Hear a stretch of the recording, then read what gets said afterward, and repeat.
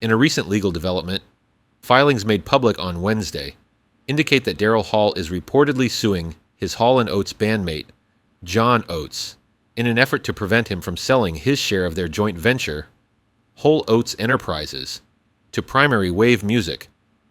Hall alleges that this proposed sale violates a business agreement between the two musicians. Against this backdrop, Oates, 75, broke his social media silence since the lawsuit filing, sharing a message encouraging collective support for those facing global challenges during a period of communal reflection and connection with loved ones. The post did not directly address the legal situation, and neither Oates nor Hall has commented on the matter on social media. The lawsuit, filed on November 16th, led to the granting of a temporary restraining order against Oates. The legal developments have arisen amid uncertainties regarding the duo's future collaborations, with Hall expressing a lack of plans for a new Hall & Oates record in the past. Representatives for both musicians have not responded to requests for comment. And with that in mind, let's us drift back to 1981, when Hall and Oates were about to become MTV stars for the next several years. Happier times for sure for this hit-making duo. DARYL Hall and John Oates are riding very high on the hottest, most sustained streak of their career. Since they joined forces in Philadelphia 11 albums, and more than a decade ago, they have come up with some impressive hits, including Rich Girl, Sarah Smile, and the magnificent classic She's Gone. But their original and impressive synthesis of exuberant, tuneful rock, blue-eyed soul, and pop accessibility was never a steady commercial fireball until this past year, when all 4 singles off their last album, Voices, became hits. 3 made the top 10. Kiss on My List reaching the top spot.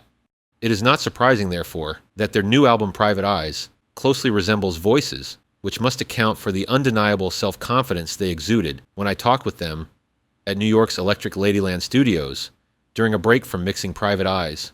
DARYL Hall was the more vocal of the two, while John Oates, much more reserved, would add to or qualify his partner's comments. Talking about the new album, Hall said, "There are a lot of elements from Voices that you'll recognize, but it's taking Voices a step further. It's an improvement. The sounds seem more intense." Hall and Oates put a lot of catchy singles on the album, which they recorded with the same band and at the same studio as last time. Both Hall and Oates believe that most of their great success in the past year resulted from the fact that Voices was their first self-produced album. They also produced Private Eyes, and it was the first album to satisfy them. Hall said that although they are proud of a lot of their past work, "We're not saying it was all shit. They don't think they and their various producers fit properly. They weren't our sounds. It wasn't what we wanted. We listened to too many people. Our management was nervous. So were our record companies. They thought we were different, weird. They wanted someone to control us in case we did something strange. We blew it. We let them." Oates discussed each producer's good points, but he was quite blunt about their failings. He came down particularly hard on David Foster, who produced Along the Red Ledge and the underrated Ecstatic, and who has worked with Boz Scaggs and Earth, Wind & Fire. Of course, even if it doesn't click the first time, you may try it again with the same producer. We were musical strangers. It wasn't wrong, for sure. But he couldn't figure us out, and he was too concerned with having hits. Hall and Oates have also developed a healthy skepticism about the music business. Hall put it directly. "We're lucky that there's 2 of us, because we get to hang on to each other when everybody else thinks we're idiots." Oates agreed. "It means accepting less than large commercial success if you want to take chances." Hall said, "It means dedicating yourself to musical evolution within yourself, and not going for the easy thing all the time." He cited his protracted battle with RCA to release his solo album, Sacred Songs, which Robert Fripp produced in 1977. Naturally, it sounded a bit ahead of its time. RCA wouldn't release it, although, said Hall, only the corporation thought it wouldn't go, that it was weird.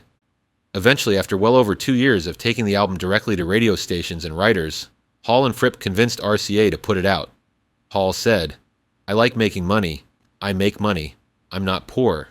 But music isn't about selling millions of copies. Sacred Songs didn't sell too well, but I didn't expect it to. You have to put up with the fact that record companies want something they can sell. They care about product. Even though their career together has basically encompassed the 70s, Hall and Oates consider themselves to be an 80s band that derives from the 60s. Similarly, Hall applied this relationship to music in general by criticizing the 70s rather harshly. Technology took over in the 70s. The essence of music was obscured by stylized productions, synthesizers, slickness. There was a polarization in the 70s, Oates had earlier remarked. Ecstatic was a victim of the rock-disco feud. We tried to merge the styles, but nobody was into a merger. Now Hall sees an emerging emphasis on integrating black and white styles of music. We have always been in the vanguard of that. He referred to demographic indications that the population is getting older to help explain the new, adult musical energy. The 60s was kids going nuts, youthful, abundant energy all over the place. I think you can be over 25 or 30 and still have as much energy as a youth. You don't necessarily become a boring old fart, but it's somewhat like Tai Chi or Kung Fu. There is more power in this mature, controlled energy, whatever their current musical likes and dislikes, and neither Hall nor Oates listens to much music for pleasure. Because, said Hall, it demands all our attention. We focus on it intently. It's the old story. The thing you love the most you have to put aside. They take great pleasure in defending rock against its doomsayers. Reacting to a June cover story in the Sunday New York Times magazine entitled Outlasting Rock, Sophisticated Melody and Lyrics Make a Comeback, whose contention was that rock has had it, Hall, with Oates nodding his agreement, almost burst into a chorus of rock and roll is here to stay. Rock more than holds its own against the good old standard. People like Cole Porter and George Gershwin were great songwriters.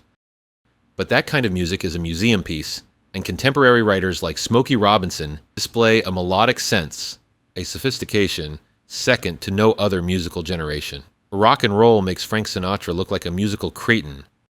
Hall and Oates are usually in the studio, or on the road. Their various career demands, and the unusual pressures and temptations of the rock showbiz world have led them to fashion lifestyles that one wouldn't call normal. Both are involved in long-standing relationships with independent women who have their own separate careers and lives. Hall has lived with his occasional co-writer Sarah Allen for a number of years, but as he soberly commented, it's not much of a normal relationship. Being very selfish people, which we have to be in our work, we can't share that much with other people. As far as Sarah and I are concerned, we live very separate lives together. Need determines the degree of our togetherness or separateness. Oates stressed the necessity of a firm 50-50 balance in his relationship with Nancy Hunter. This was a serious topic of discussion. It led to the subject of some of the extracurricular delights of rock and roll, the women and the drugs. Hall said, "Give in to temptation. It's the only way you can fight your way through." Oates detached himself slightly. "If you want it, it's there to take. If you don't want it, then you don't take it." Hall added, "You've got to have balance, because you've got to get up tomorrow and go to Minneapolis." And Oates continued, "You have to know what your body and mind are capable of handling. Tours are rather long. You've got to have some discipline." It is clear that DARYL Hall and John Oates treat their careers very seriously. More articulate than most rockers, they balance cynicism and irony with a self-effacing sense of the silly. When I asked how they managed time and again to come up with such irresistible, catchy songs, John Oates nodded sagely and said, "We're catchy kind of guys."